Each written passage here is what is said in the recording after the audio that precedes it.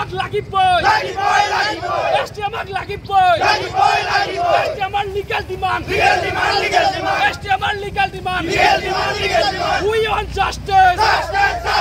we want justice no ST not লাগিবই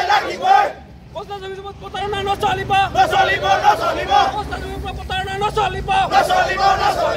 চাওক আপোনাৰ লগত 2014 চনত যেতিয়া নৰেন্দ্ৰ মোদী বঙাইগাঁৱত আহিছিল যে অসমত যদি ভাৰত চৰকাৰ অসমত যদি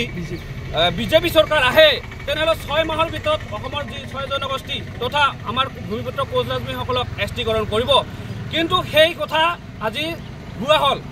তেওঁলোকৰ কথা ইমান মিছা প্ৰতিশ্ৰুতি আমাক প্ৰদান কৰিলে আজি এবাৰ দুবাৰকৈ চৰকাৰ হ'ল কিন্তু আমাৰ জনজাতিকৰণৰ সমস্যা জনজাতিকৰণ হৈ গ'ল আজিৰ যি মুখ্যমন্ত্ৰী তথা তেতিয়াৰ মন্ত্ৰীগোটৰ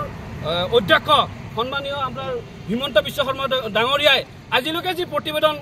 কেন্দ্ৰীয় চৰকাৰ দাখিল কৰিব লাগিলে আজিলৈকে নকৰিলে কিন্তু আমি এইবাৰ হুঁচিয়াৰ কৰি দিছোঁ এইবাৰ বিজেপি চৰকাৰ আমি 2026 তথা যদি আমাৰ বিটিচিত 2025 যি মানে বিজেপি ইলেকশ্যন খেলিব গতিকে আমি ইয়াত আমি কৈছোঁ ব্ৰহ্মপুত্ৰ নহয় আমাৰ বিটিচিত আমি পাগল দিয়া দলিয়াই দিম 1949 চনৰ 28 আগষ্টত চৰ্দাৰ বল্লভভাই পেটেল আৰু জৱাহৰলাল নেহৰু আৰু আমাৰ শেখ ৰজা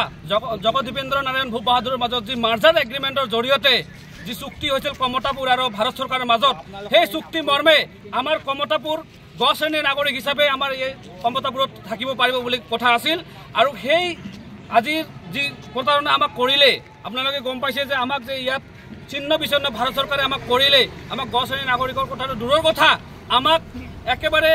নিশ্চ শ্ৰেণীৰ আমাক যি ভাৰত চৰকাৰে মাহিয়া দৃষ্টিৰে আমাক চাব ধৰিলে গতিকে আমি চৰকাৰক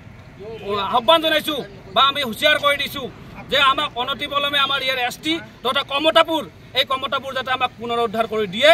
নহ'লে অন্যথা কিন্তু আমি অসম বেংগল আমাৰ গোটেই যি আক্ৰাছো আমাৰ যি ভাৰত বিচ্ছিন্ন হৈ আছে আমি একেলগে আমি ভাৰত চৰকাৰৰ বিৰুদ্ধে আমি কমতাপুৰ আমাৰ স্বাধীন কমতাপুৰ বিচাৰিবলৈ আমি বাধ্য হ'ম চাওক আপোনাৰ লগত 2014 চনত যেতিয়া নৰেন্দ্ৰ মোদী বঙাইগাঁৱত আহিছিল যে অসমত যদি ভাৰত চৰকাৰ অসমত যদি বিজেপি চৰকাৰ আহে তেনেহ'লে 6 মাহৰ ভিতৰত অসমৰ যি 6 জনগোষ্ঠী তথা আমাৰ ভূমিপুত্ৰ কোচ ৰাজবংশীসকলক এছটিকৰণ কৰিব কিন্তু সেই কথা আজি ভুৱা হ'ল তেওঁলোকৰ কথা ইমান মিছা প্ৰতিশ্ৰুতি আমাক প্ৰদান কৰিলে আজি এবাৰ দুবাৰকৈ চৰকাৰ হ'ল কিন্তু আমাৰ জনজাতিকৰণৰ সমস্যা জনজাতিকৰণ হৈ গ'ল আজিৰ যি মুখ্যমন্ত্ৰী তথা তেতিয়াৰ মন্ত্ৰীগোটৰ